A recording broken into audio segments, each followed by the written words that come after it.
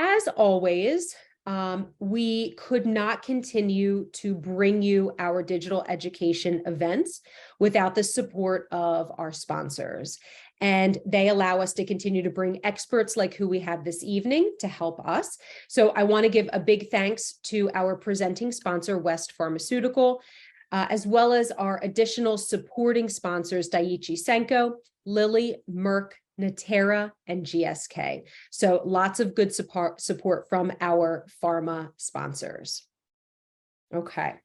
Now, with that being said, I'm going to toss it over to Aubrey, who will give an introduction of who we are featuring this evening. So Aubrey, go ahead. Yes. Okay. And we have two fantastic folks who are going to help and present this evening. So I'll start first with Ricki Fairley. I don't think Ricki's on yet, but she'll be joining in a little bit. And so Ricki is the CEO and co-founder of Touch, the Black Breast Cancer Alliance. Touch is a nonprofit organization focusing on eradicating Black breast cancer. So she is a stage 3A triple negative breast cancer survivor and thriver. Her personal purpose, passion, and mission and ministry is to focus attention, research on eradicating Black breast cancer. We're also joined by Hayley Brown. Hayley serves as the Director of Programs and Partnerships for Touch. Hayley's goal is to bring their programming to where all Black women live, work, play, pray, and slay through local community outreach and national events. She's currently focused on reaching young Black women and defining Black breast health. In combination with her teaching background and her passions for supporting breasties at all parts of their journey, Hayley plans to continue to educate, empower, and equip this amazing community to be the CEOs of their own health. So with that, I will throw it off to Hayley. Welcome. Hi, everyone. Thank you guys for having me. I never hear my whole bio like that, so it sounds really, really cute. But yes, my job, and sorry guys, I'm slightly under the weather here, so you can hear in my voice a little bit, but on the other side of it, so we're good. But it is fun that my job is to meet Black women where they live, work, play, pray, and slay. Initially, when I started the campaign, I'm going to tell you about, it was so fun. My mom was, Ricki Fairley is also my mother. I'll get into that story a little bit more, but she is my mother and boss. I'm the boss, really. But anyways, but no, it was funny because she was like, you get to do all the things that you normally would do and call it work, like going to concerts and different things. And it's true. I get to go find Black women where they are, because that's the best place to meet them and really share the information that we have. So I'm going to tell you guys a little bit about our campaign. This is actually one of our campaigns when we trial. I'm repping in my sweatshirt today about getting Black women into clinical research. But today I really want to focus on our campaign called For the Love of My Girls. And you will see that it is like super fun and exciting. And I'll tell you a little bit about it. So here's For Love of My Girls. As you can see, we are taking the fear out of this cancer space. Cancer is really, really scary. And but the reality of it is that we don't have to die from this disease. You can detect it early, and we can give women the tools to detect it early so that we can, kind of change the way that we approach this disease. And so For Love of My Girls is really designed to kind of bridge that gap between what we understand and where we could be in the future in terms of this disease. And so, first of all, the need. Black women are 41% more likely to die of breast cancer than white women. We have a 39% higher recurrence rate than white women. And I think it's about 66% of our diagnoses are already metastatic, right? Which is like wildly crazy. Black women under 35 get breast cancer at 2 times the rate of white women and die at 3 times the rate. All of this to be said, or think about all of these statistics and think, we're not told to get mammograms until we're 40. So none of this matches our urgent needs, right? And then if you look at this ad council study, 92% of Black women agree that breast health is important. Only 25% of those women have recently discussed it, and then only 17 have taken steps to understand their risk. right? And so we really took all this into consideration and thought, what are the things that we need? And just to bring this to my personal story, is I'll let my mom share more about her story when she comes, but she was diagnosed with triple negative breast cancer 11 years ago and told that she had 2 years to live. And we are more than thankful to know that we are 11 years later, and like, damn, she looks good doing it too. Like, she looks like you wouldn't even know that she ever had cancer. But it really did change our lives and our family's lives. This is a family disease. I was 19 when she got breast cancer, and 19 when I was told that my mother had 2 years to live. And it was just like, what in the world? Well, how do you deal with this? What do you do? And so in terms of this campaign as well, the need really here for me was, what are the things that I wish that I understood or knew when my mom was diagnosed? What are the things that I wish I could act on and help her advocate and things, because I don't feel like I knew all the things, and running off to watch Grey's Anatomy was not the answer, like, even though we love Grey's Anatomy, but like, it's just, it was, I really wanted to design this based on, oh, hi, Mom.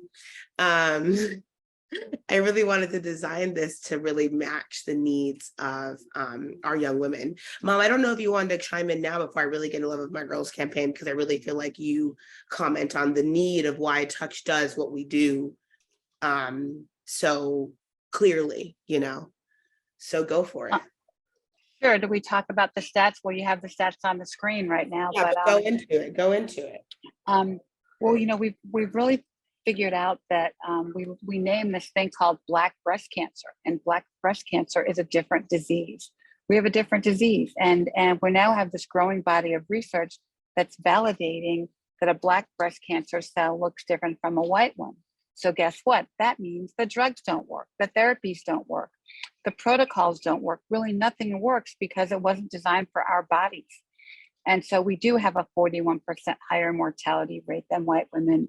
We also have a 39% higher recurrence rate than white women. So we get it back again.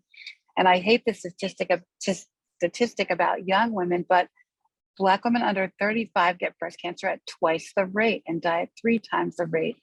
And the protocol is to get a mammogram at 40.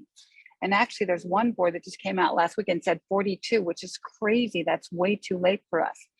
I had triple negative breast cancer, and Black women get triple negative breast cancer. It's the worst one. It's the only breast cancer that doesn't have a drug to prevent recurrence. And Black women get it at 3 times the rate. And we recently got a new stat saying that basically 40% of triple negative breast cancer patients are under the age of 40. So to get a mammogram at 40 is just way too late. The protocols are not in our favor. And so we're really on a mission to change the science and advance the science and get better drugs for Black women.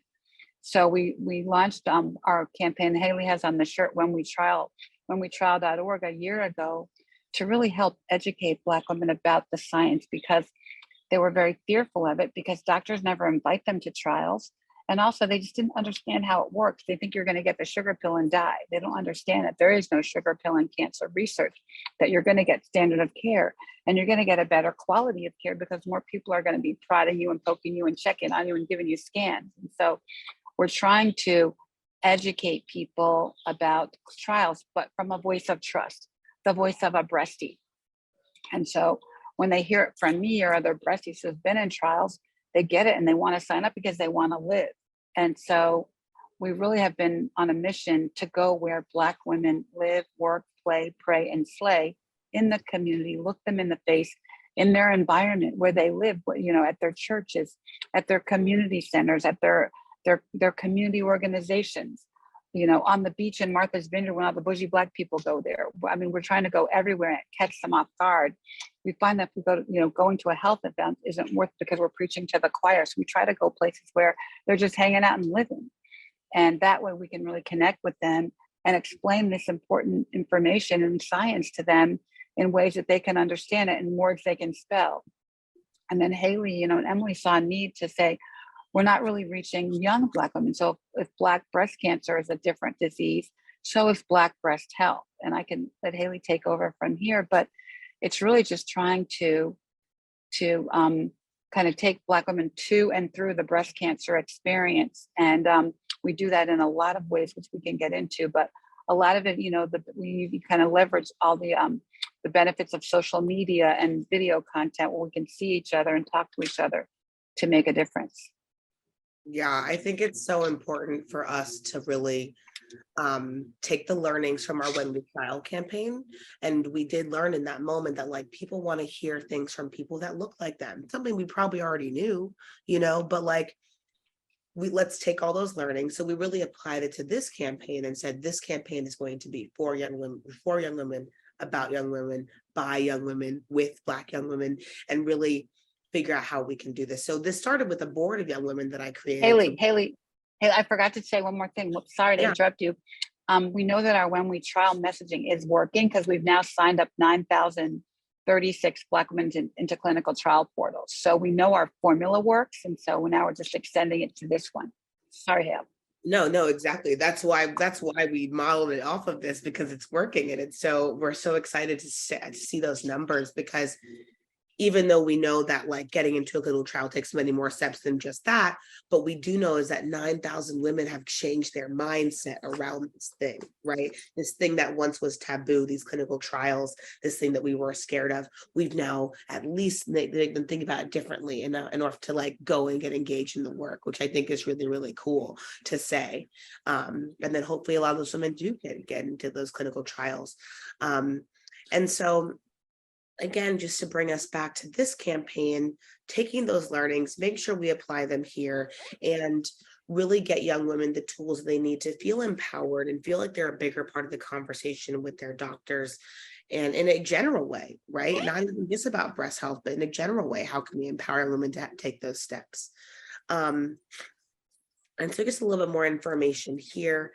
So again, we've seen how often young Black women are unaware, right? Or that we're dismissed by doctors and we're delayed, and we're getting cancer at earlier stages, later ages because of these things, because doctors don't really acknowledge us.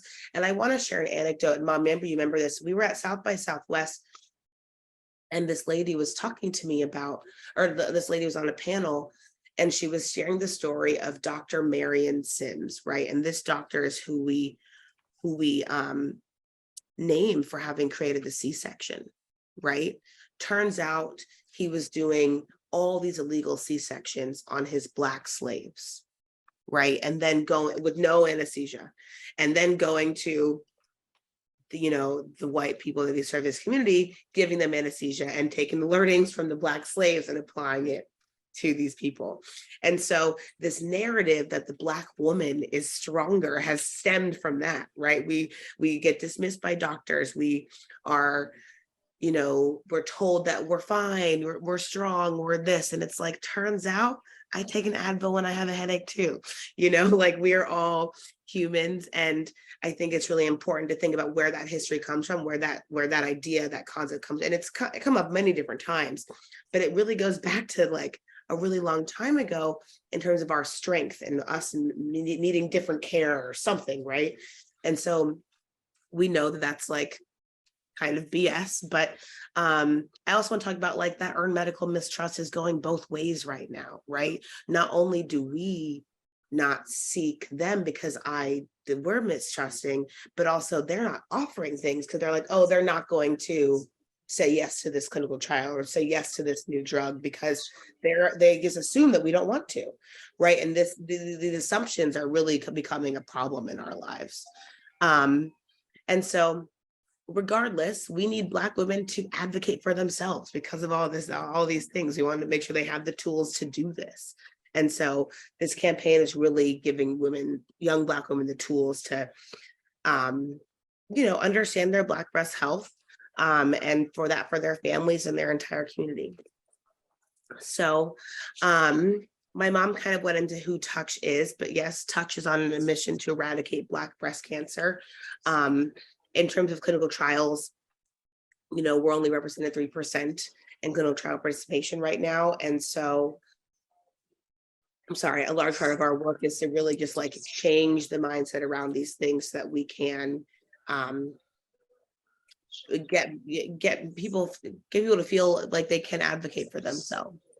Mom, I don't know if there's anything else you wanted to add here. But Yeah, just teaching women that that they are the CEO of their own health, and that they may not get the care that they deserve. We live in this world of health inequity, and if they can stand up for themselves and say, no, you're fired, or no, I don't like the way I'm being treated, or no, that's not the treatment plan I want. And when women come to us and say, okay, the doctor said this should be my treatment plan, what do you think? I always say, okay, we'll go back and ask them, is that what you would do for your mom? Is that what you would do for your grandma, your auntie, your daughter?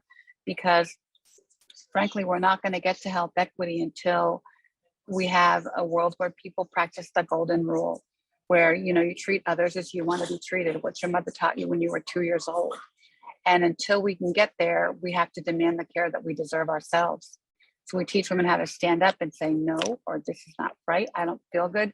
And so many young women get dismissed by doctors. They go present with a lump, and the doctors, oh, it's just this, come back in 6 months and they're dead, or they have metastatic breast cancer. So we can't let that happen to people. We have to teach them that it's okay to say, this is not right. I didn't have this a month ago. I didn't feel this. It's important that I need, I need attention. I need a 3D mammogram or a sonogram or whatever diagnostic treatment to identify if I have cancer or not.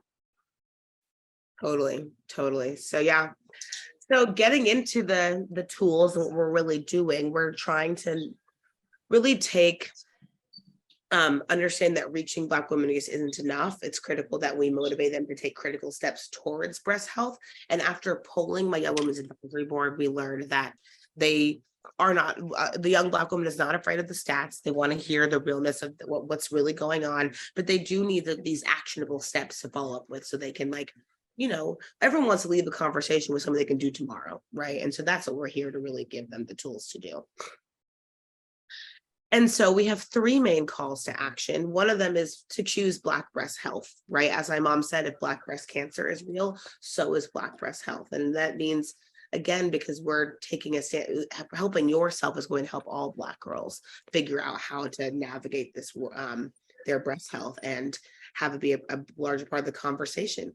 Breast health should really be a part of our conversation when you start health as a kid, right? When you get your period, breast health should begin, right? That's just how it should be. And so we want young women to choose Black breast health now. We also want them to unlock her story. And I'll show you this worksheet a little bit later, but we want them to understand their shared health history, understand their personal risk, right? They can then make decisions based on how to best care for themselves if they know their personal risk.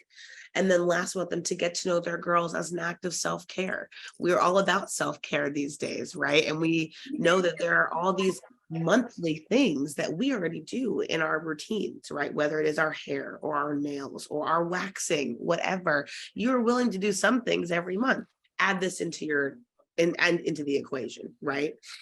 And so we found amazing partners and amazing people to help amplify. Unite for Her is one of many people that have helped us get here.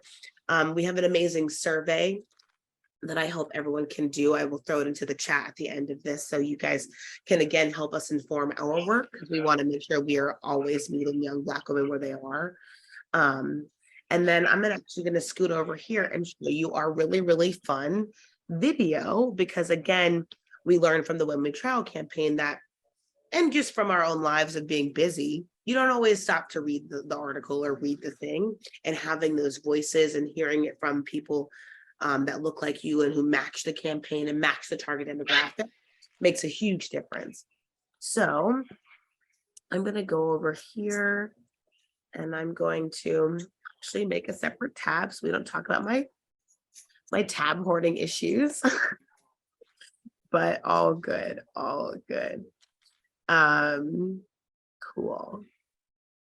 And so this is a video. If you are wondering, yes, it is the beginning of my voiceover career. So if you're looking for a voiceover, let me know. But here, check this out, and then we can talk a little bit more.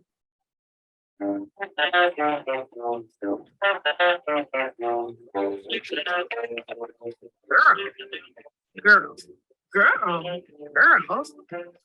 the love of my girls.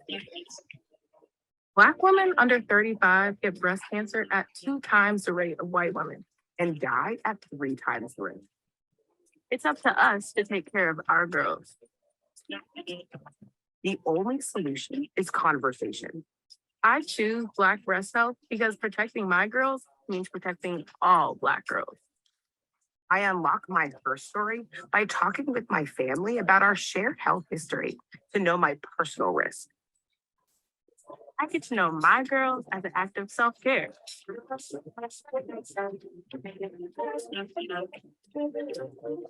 Are you ready to get in touch with your girls?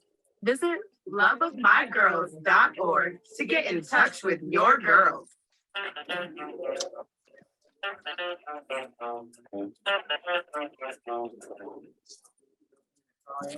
So as you can see, again, it's been really, really fun to bring this campaign to fruition because it is fun in its own.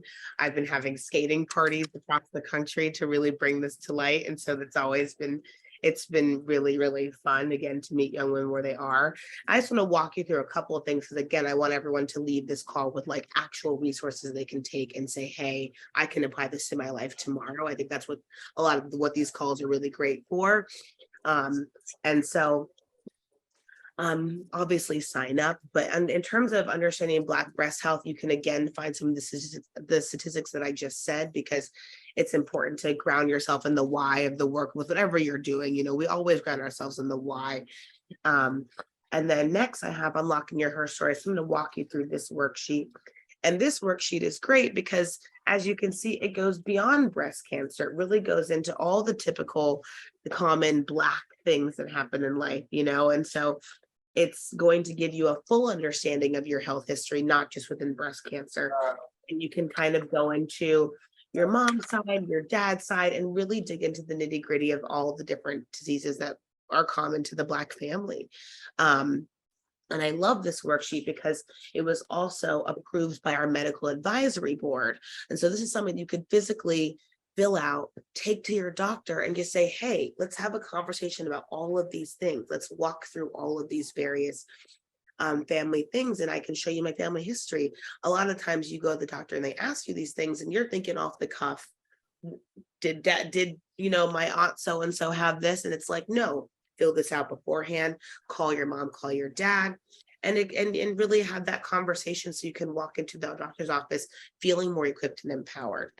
I want to acknowledge just on a personal note that we are talking genetically your mom and father. I understand that family structures look very, very different today, and I wanted to honor that because I know that this is this typical family structure is probably no longer even the most average one anymore. And I love, the various family structures that we have today, but for the sake of this worksheet, we are talking genetics. We are talking your biological mom and father. But still working to make sure this campaign is the most equitable across family structures, because I think that's really important to honor those as well. But yeah, fill this out, take this to your doctor. If you have questions about this, like hit us up so I know that like this thing doesn't make sense, because we might even need eventually a library of some of these words. Because again, like my mom said, you want to hear about things and words you can spell, and like you can be the smartest person ever, but that doesn't mean you're an expert on breast cancer. You know what I mean? Like this is not about your intelligence level. It's about like your frame of reference and what you understand. And so please fill this out and take it to your doctor. It's been really, really helpful. And then to just bring us back to my like favorite infographic here, I think this, and it really highlights some of our partners, is this. So I also understand that you can be at different parts of your breast health journey, right? You could be over here, like, I don't even know how to do this. Mom, mute yourself for a second, please. But you can say like, I don't even know how to do this thing, or here, I'll just walk you through it. So we thought of this as like one of those 90s magazine quizzes that we all did back in the day. And so we wanted to make it kind of like that. And so it's like, do you know why you should get to know your girls? Like, hell yeah, great. You know how, or you know why. And then if you never thought about it, it's going to bring you to some information about why you do this, right? And then it's, do you know how? If you're like, oh yeah, I got this, good for you. If you're like, I can't wait to start, but I don't know how, this link is going to take you to YSC's Tick Check. Because again, there are people doing this work that we wanted to bring to the table. We're not reinventing the wheel over here at Touch. We just want to make sure that we can bring this information to our community. And then next, if you're like, I do know how to check my girls, but I don't know how to build this into my routine in a meaningful way, it takes you to the Know Your Lemons app, right? Because their app is amazing. It tells me when to check my girls every month. I find it very useful. And so again, looking for those partners. And so there's a space for everybody here, right? If you are at the beginning of your breast health journey, if you are someone that like, nope, I've started, but I need to build this into my routine in a meaningful way, regardless, we have something for you here. And so that's really all about the campaign. And just to kind of see, bring together all of the, and maybe Mom, I'll let you tell the story if you would like, but just about when you found out you had cancer and in that really dark room. Right. And I think this is really powerful coming from you. Sure. I think people always ask me like, what did it feel like when you had cancer? Well, to me, it felt like I was in this, like somebody just turned the lights on and the room went black. It was an unfamiliar room. I didn't know where I was. I started walking around and tripping over the furniture and like, you can't see your way out and your eyes get used to the dark. Well, mine didn't get used to the dark. You're just in the dark, in the black, just looking for a way out or for a hand to grab you or somebody to help pull you out. But you're like totally in the dark. Like you don't even know anything about where you are, what you're doing and how you're going to get out or if you're going to get out. So that's what kind of feels like. And it's a horrible place to be. And sorry, I just muted myself in an attempt to mute her. But I think what I love about this program and a lot of our other programs that Touch as a system that we're building here is that we're trying to make that room a little less dark. I can't tell you that room's not going to be dark. It's a very scary experience. I only know as someone on a care support team how scary it might be, but I understand that fear is going to be there. But if we can give women the tools to make that room a little less dark, to know her stories when they're walking in that room, they're like, oh, I know my family history. And your family history is everything, guys, because for Black women, there's got to be some genes that we don't know about. So like getting your regular genetic testing probably isn't like, it's very useful. Good to know if you have BRCA or some of the other genetic mutations, but let it be known that, like for me, I have a mother, a grandmother, and a great aunt, and they don't have any genes. And so it just makes you think there's got to be some genes we don't know about for Black women. There's got to be more research has to be done there because we probably do have some that we just don't know about yet because not enough science has been done, And so me walking in, they're like, oh, do you have a genetic history? It's like, nope. But I have a really strong family history. And so having that worksheet empowers me to be able to say, hey, doctors, I do need that mammogram now. I do want that ultrasound. I do want that 3D mammography, whatever it is. And just a comment on screening so that everybody knows. Again, if you are in the breast cancer space, I'm probably preaching to the choir here, but just make sure you're getting the screening that works for you. If you have dense breasts, you're going to want those 3D mammograms, those ultrasounds, those MRIs. A regular mammogram is not going to be enough. And life hack, if you go to a place that only offers those other kinds of screening, then like that you don't have to worry about the mammogram the insurance will pay for those things. If you go to where they only have 3D mammography. And so just a little life hack for us there. But I think that again, being in the know here is going to help us really make informed decisions about our health. And so when you don't know, ask, and please feel free to reach out to Touch because I think that we're on the precipice of doing something really, really cool for young Black women and make sure they have the tools that they need. And I want to share more life hacks and more tools. So please share those with us so we can make sure we are sharing those with our community because there's so much good here. And yeah, it's been really, really fun to have partners like Unite for Her. Unite for Her is amazing. We love them. I haven't met anyone from Unite for Her that wasn't like the sweetest person ever. Like actually. That's And for sure. You guys are awesome powerhouses, Sue is literally you're- the sweetest person ever.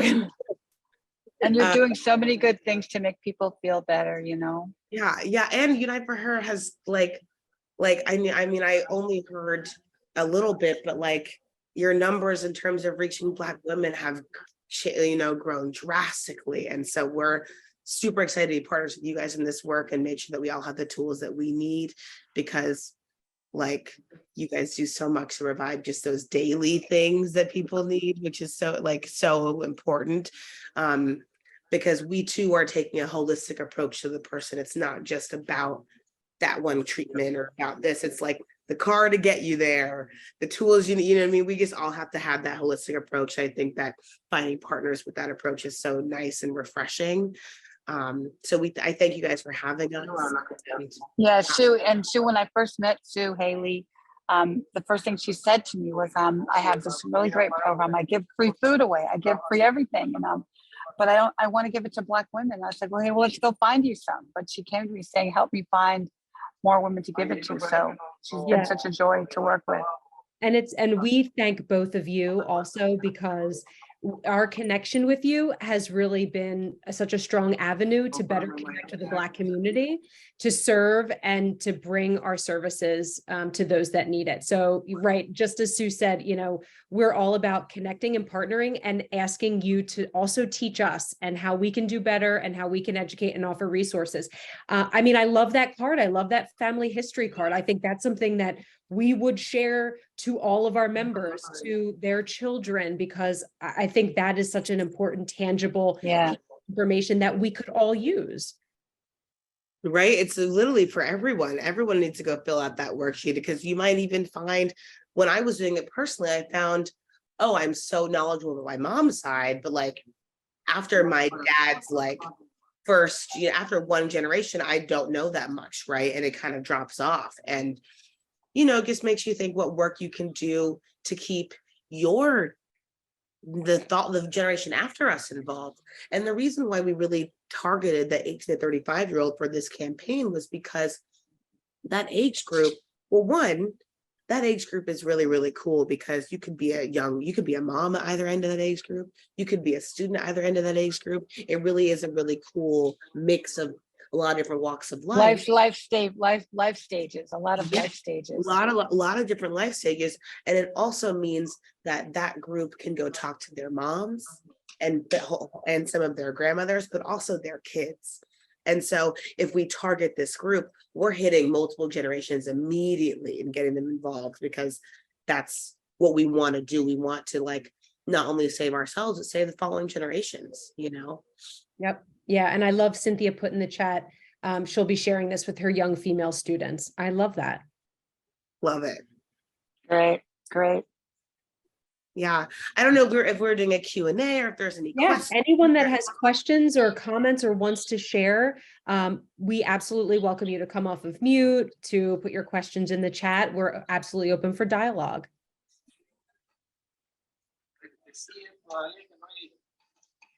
We did put quiet. I don't have no questions, but I think this is good. I'm not in my 30s, but neither am I. It's okay. but I have a daughter. She's in her 30s, and I have grandchildren. The twins and all that. And also, if something was like this when I was younger, that would have been really good. But I do I appreciate that history sheet. I feel like anybody can use that, because that's very helpful. Because every time you go to the doctor, they ask you these questions, you can say, here it is right here. I think that is so helpful. And I do like that sheet. And we have some Black families, we don't talk about health. You got to pull it out of your grandmother. You got to wait till Uncle Pookie's dying to have that conversation. So it's a really helpful tool to help us talk to our people. Yeah, it's just been so nice, because we have an HBCU internship. And so right now they just ended actually, but we had 13 HBCUs passed round over 7 different students over 7 schools. But I think over the last couple of years, we've had about 40 interns, 55 that have recycled through our work. And we really just utilize their social media platform, because they know how to reach their community better than we do. And so they've been able to like just push this this messaging on their campuses. But this last round, I made them all do the worksheet as well. And it was so exciting because some of them were like, I got to teach my mom something about health, and someone who's taught me everything, like my mother, I can now inform her on things. And it was just so powerful to hear some of those anecdotes, because I think that it's a really small, fun, easy worksheet that doesn't like give you so much information about who you are and your family. Yeah, wonderful. And Hayley, if you're able to send us the file for that, when we post this recording on our Her Library, we'll include obviously the links to both of your websites, but also that downloadable infographic, so that we can, whoever comes back to visit, we can, we'll happily, share that. Or if there's a direct link you want to send us so people can just click and download, definitely pass that along, because I think the easier and the more accessible we can make it, awesome, the better. I'm here for it. Everyone fill it out. And again, you walk in the doctor, you're just like, I don't know what happened. You don't always think about everything just then. And so having it written down is so nice. Yeah. Wonderful. So you guys, we didn't really talk about our web series, right, Hayley? So we have 3 web series on the blackdoctor.org Facebook page. So we're on tonight in about 10 minutes. For the doctor is in. That's our weekly show, and we're actually doing a show on mothers and daughters and grandmothers tonight in honor of Mother's Day. It's at 6 p.m. Eastern, and then Hayley does a show on the last Sunday of the month at 3 o'clock Eastern time called Pink Table Talk, where she talks to young women with our co-host, Dr. Candace Thompson, who's a 32-year-old surgical oncologist. She's adorable. And then we do a show about bones called Love Your Bones on the first Sunday of the month, basically about osteoporosis and the impact of, bone health from cancer. And then we have 2 support groups. One support group is this Saturday. It's the first Saturday of the month. And we it's 11 o'clock Eastern time. We just go on Zoom and talk to about whatever you want to talk about. And we have another support group on Tuesdays for the triple negative audience, the triple negative patients. So they're all on our website, but also you can just, if you sign up on our website, you'll get our e-blast, or you can just email me or Hayley, Ricki, Ricki at touchbbca.org, or Hayley, Hayley at touchbbca.org, and we'll put you on our e-blast list. We send the e-blast every Tuesday morning. What's going on? On one of our Pink Table Talks too recently, it was really just me and my friends, which is really cool at my work, because again, I guess it's bringing all my friends to everything. We were talking about like how to turn this awareness into action. The young Black woman knows the things, we know the things to do, but how do we actually get ourselves to act on them? And that's what we're trying to do. So that's why the worksheet and things that are nice. I think the young Black woman, we just need sizable chunks. We don't like to be told what to do or told too many things at one time. Yeah. So like the sizable chunks are really, really nice for us. And so, it's really great learnings come from, as conversations go, you can just get into a bunch of the things. And so, please come watch our talks. They are very informative, but also just like, again, roundtable conversations like you would have with your family, very casual, nothing crazy. Everyone to feel safe in these spaces, because we want them to feel honest in these spaces too, right? Yeah, and all of our shows are on our YouTube channel at Touch BBCA. The support groups we don't record, so we want everybody to feel safe. But the web series we definitely record them so people can watch them. Perfect. And Ricki, for those that might want to hop on after we wrap up this evening with your episode that's happening tonight, they can find that on your Facebook page. Yeah, here I'll put it in the chat. Great. And I'm probably going to hop over there in a minute. Yeah. I know Hayley and her sister are going to be on tonight. Oh, so it's like moms and daughters and caretakers and grandmas, and grandma. Is grandma coming too? Gosh, it's a whole. Grandma's not coming. Grandma's not coming. I'm the grandma today. You're the grandma today. Got it. No, we are blessed to have 4 generations in our family right now, living and doing well. So we are always happy to celebrate them. But yeah, I think if anything, if you guys leave with anything today, just like know that they're, we're out here doing the work, trying to make sure that everyone has the tools that they need. If you feel like there are tools here that you don't see and wish you had, let me know. Let's create them. Let's get them out there. Let's make sure people have the tools that they need to like feel empowered going to doctors. It's hard to like get yourself to do the things that you know you should be doing, right? And so it's like, how can we turn the awareness into action? And I invite you guys to help us do that work, because I think it's going to be better coming from people in the community living and breathing in the experience. Wonderful. And thank you for sharing both of your emails. So yeah, we encourage anyone that has ideas, suggestions to definitely get in touch with Ricki and Hayley. They are definitely on the move, and we are so appreciative that both of you have taken some time tonight to be with us and share your new campaign. And we are just so grateful to have you as a partner of ours. So we're so thankful for the work. Ditto. So grateful for you guys. I'm so sorry I missed Bloom. We were doing my mom's 90th birthday party that day. So I'm so sorry. I know. So sorry. That's okay. Next year for sure. Next we have year, one of our next Bloom year. models with us. So it was next year I'm going to be in the show. It'll be great. It'll be great. Wonderful. Well, we thank you both for joining us. Ricki, I know hopping over, hopefully we'll join you in just a few moments. So great. Thank you for sharing with us. All right, you guys, be blessed. Thank you. Thanks so You're much. welcome. Hugs to Sue. Okay, bye-bye. Definitely. And I'll hop on as well. Hayley, thank you so much for joining us as well. You're definitely welcome to hang on with us because as usual, we will be wrapping up, although we normally start with that, but tonight we're going to wrap up our virtual hangout with a mocktail. So Aubrey is in our kitchen. Let me replace our spotlight. And she is making a creamy coconut lime mojito is what I hear. Yes.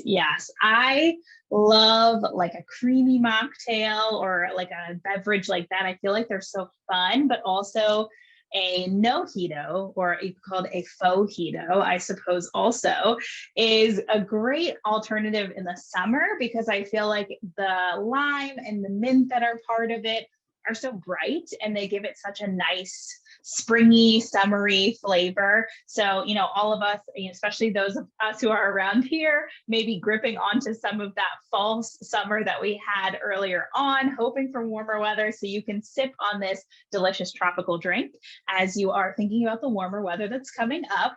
So for this creamy coconut no-hito, we'll need a couple different ingredients. To start out, we're going to make the glass a little fancy. So I have just a cute little glass here that I'm going to use for my mocktail. I have a plate with some sugar on it. So I'm going to rim the glass so that it has like a little tasty fun outside. With the sugar, I'm also going to put in just a little bit of salt, just to add like, a little kick, a little sweet, little salty. And then I'm also going to take a lime and I'm going to zest it. But let me give my lime a little rinse first. And I'm going to zest most of the outside off just into my plate that has my sugar and my salt, so that we get a little extra limey flavor while we're also sipping on the drink. And I feel like, especially with this mocktail, you could also really make it your own. So I'm using lime, but if you're thinking, I don't know how I feel about lime, or I don't know if I love lime, you could use lemon. You could use orange. You could use tangerine. Really, whatever your favorite citrus is, go ahead and use that for this recipe. I think the lime just gives it kind of that tropical flavor. All right, so I got most of the zest out. Nothing crazy, because I'm just using it to rim the glass. And I'm going to take my lime and I'm actually going to slice it up into just a couple slices. I'm going to throw it in and muddle it. So to me, it doesn't matter exactly what these lime slices look like. So I'm just slicing it up. And what I like to do to rim glasses, especially if I want to impart a little extra flavor, usually I would dip it in water before dipping it into the rim, but I'm actually going to take some of my lime and I'm just going to rub it around the edge of the glass. This is so that the sugar and the salt and all the goodness sticks to it. All right, so I rimmed that with the lime. I'm going to take it, just kind of twist it around in the mixture. And there we have our cute little sugar, salt, lime rim on here. You can even see, especially here, there's like a huge spot of green from the lime. That'll be nice when we're sipping on it, but I'll put it off to the side for now. Now in a shaker, what I'm going to do is I'm going to take this whole lime. I'll put all the pieces in there. And I'm just going to take some mint leaves. So I have some mint here. It has definitely seen some better days, but that's okay. We can still use it. It'll still give just as much flavor. The recipe calls for about 8 mint leaves. Really use your discretion. You know, if you love mint, put a lot of mint in it. Or if you're not the biggest fan of mint, you could always use a different herb instead, a different fresh herb. I feel like mint goes well with a lot of sweeter things as well, but you could use something like basil. You could even put in thyme because we're going to strain it. So since thyme is smaller, we'll strain it out.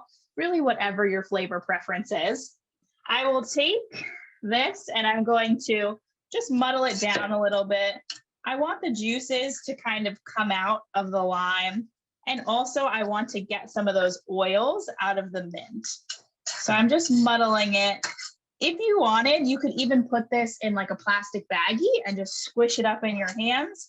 And that's a simple way to muddle it as well. All right, so I muddled that up to an extent. And I'll show you kind of what it looks like. Muddling is just really squishing and smushing and smashing all together. So here is all of my muddled goodness in there.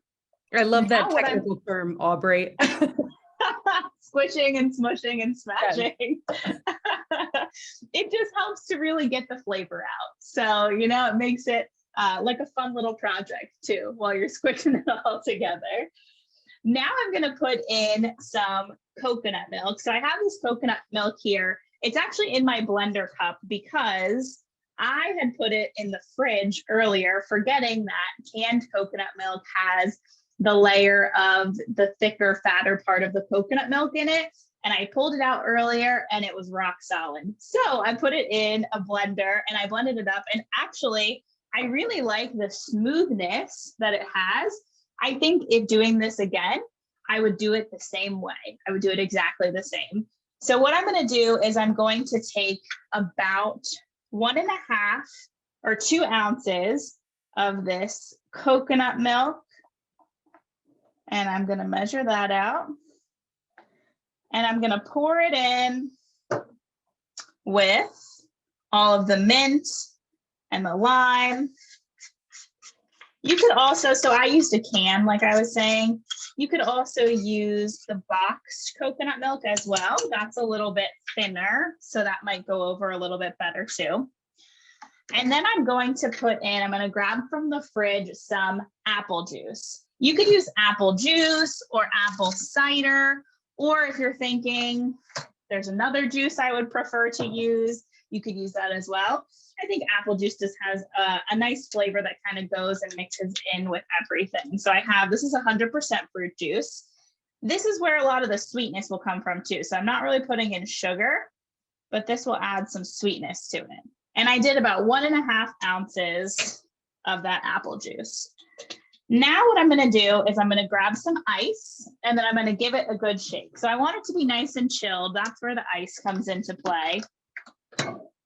So let me pop out a few ice cubes. And I always love showing my ice cube trays because they're made out of silicone. So especially when you're having issues with like neuropathy or anything like that, these silicone trays are great versus the plastic trays that I feel like you have to really bend and crack to get the ice cubes out. All right, so I've got just a couple ice cubes in there. So now what I'll do is I'll go ahead and give it a little shake.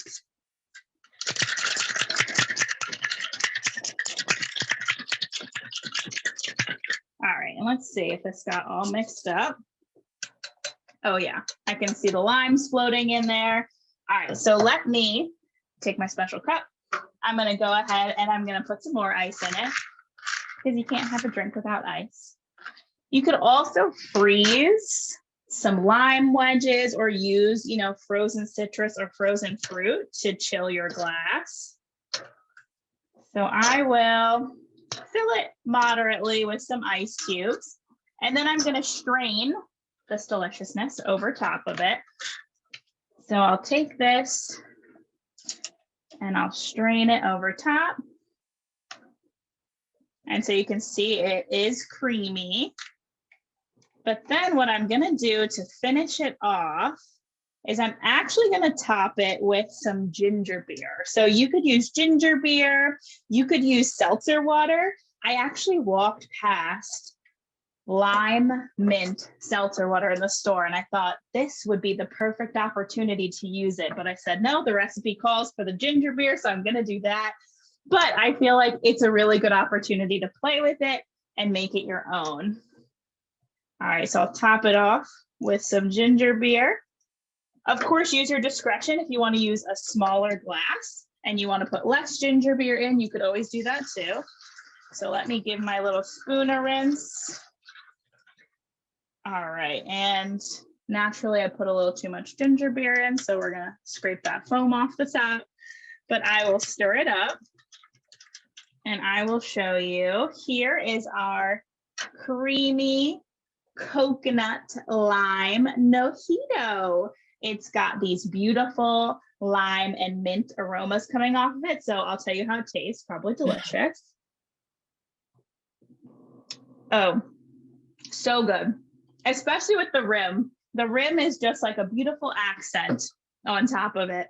And the ginger beer adds a nice, fun brightness to it too. So definitely give this a try next time you're looking to make a fun mocktail, especially if you're in the mood for something tropical and bright. I feel like this is a fantastic option. Oh my gosh, that looks delicious. Yes, it does look so good. And I love that tip of the silicone ice cube tray, because I think it's sometimes getting it out of the plastic tray is so difficult and they come out in broken pieces, but having the silicone so easy to manage. So I love that. Yeah, they're perfect. They just pop right out and it just makes it so convenient. So Amazon.